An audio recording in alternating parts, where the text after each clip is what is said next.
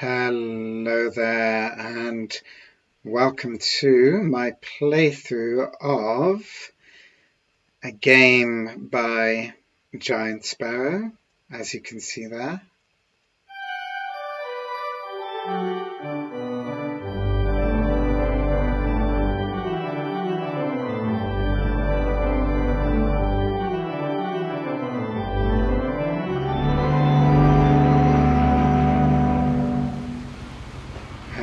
With that horn blowing on this ferry that welcomes us into the world of What Remains of Edith Finch. I really like that opening, it's really nice. And yes, so this is a game by Giant Sparrow, who before this developed the Unfinished Swan, and at the moment they are currently developing their next game, well, their third game, which I'm not quite sure what that is about, but it is on the way. I don't know how soon. I don't think it's got any release date. Oh, I'm looking down. The game wants me to move on, but I want to do a little introduction first, so just gonna look around this ferry here that forms, well, I guess the opening of the game, the menu screen and the opening. Have a little look around. So yeah, I have played this game before on the PS4, where I also played the Unfinished Swan. Actually, the Unfinished Swan was fantastic. I really enjoyed that a lot. It's kind of quite different to this. It has a pretty unique mechanic with basically throwing paint on white walls really to create the world. But this, it kind of, yeah, has a similar vibe to this. Is that right? Sort of. Anyway, but this game is more of a, as you could say, adventure, a walking sim, but really it's kind of a drama, I suppose, a drama experience of this family and all the way that they went through. And yeah, I enjoyed this a lot the last time I played it, and that was quite a few years ago now, and so I'm really excited actually to play it again, to enjoy it again, but this time on Nintendo Switch, and it looks to look pretty damn good actually. I don't even notice any difference to it, so it's a very good port. And what can I say about this game? I mean, I don't remember, oh, the title's faded away now. Yeah, I don't remember there being any puzzles or anything like this. It's more of the narrative plays out as you move through the world and things seem to happen.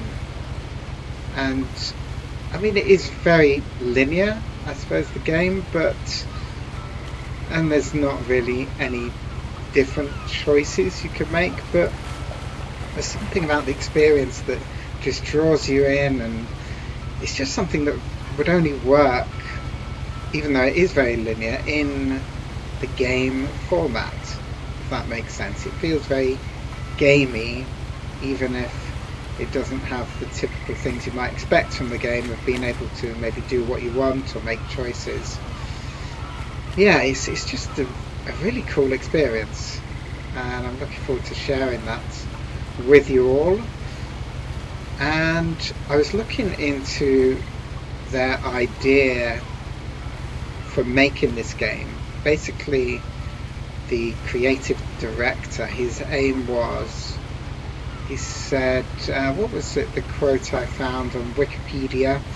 That was it, an interactive experience that evokes what it feels like to have a moment of finding something beautiful yet overwhelming.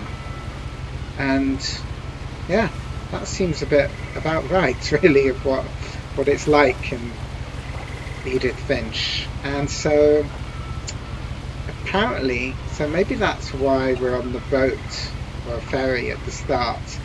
The initial idea for the game was for it to be a scuba diving kind of adventure, a water adventure.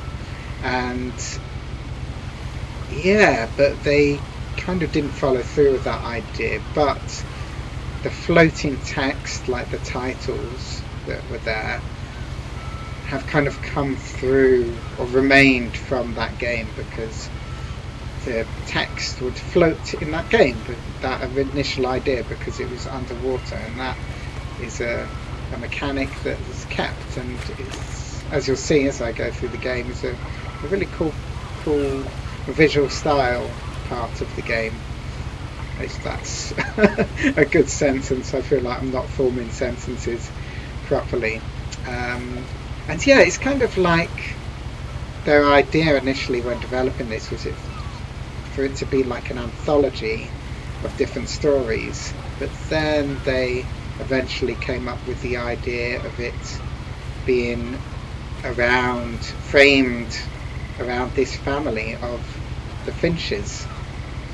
And yeah, so we'll definitely get into learning about them. And in fact, if I pause the game a moment to look at the options, so indeed this family tree, where we have at the top Edith with a little sketch, and all the others, a literal family tree that they've drawn here.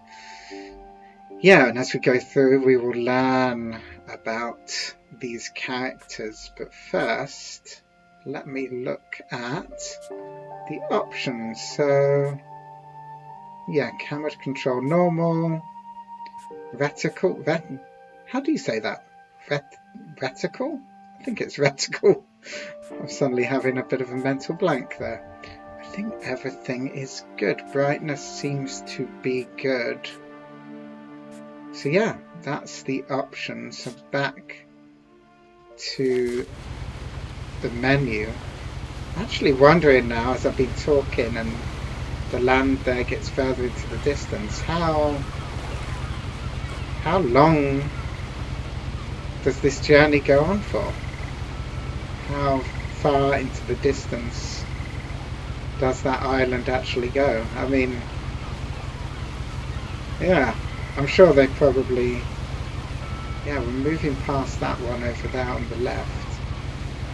Would they have hidden something in here of something happening? I think I can... Oh yes, I can zoom in with the left trigger. So we've got Puget Sounds, Ferry Lines, Cannery over there. That could be important later. And some Chinese food and cigarette butts. I don't know if that's ours, of our character here with the broken arm and the flowers. But yeah, anyway, that's, I think, all I have to say to introduce this pretty wonderful game. Actually, I really do hope you enjoy it as much as I'm sure I'm going to again, and did before. And it really does look fantastic on the Nintendo Switch. So yeah, I think maybe that's all. Nothing's going to happen here, is there? I suppose there's just different islands. Could be interesting. I wonder if anyone else has just left this menu bit, this intro bit going, to see how far it goes. Yeah, if anyone has tested that and knows what happens, let me know in the comments. But anyway, that's all I'm going to do with this intro bit for now, and I will... Oh, the islands disappeared at the distance there. Aha. Well, I think that's my cue to stop and then continue in the first part. I hope you come and enjoy me then. Come and join. I hope you come and join me then and enjoy. I think my brain just merged those two sentences together. Anyway, See you soon. Take care and goodbye from now.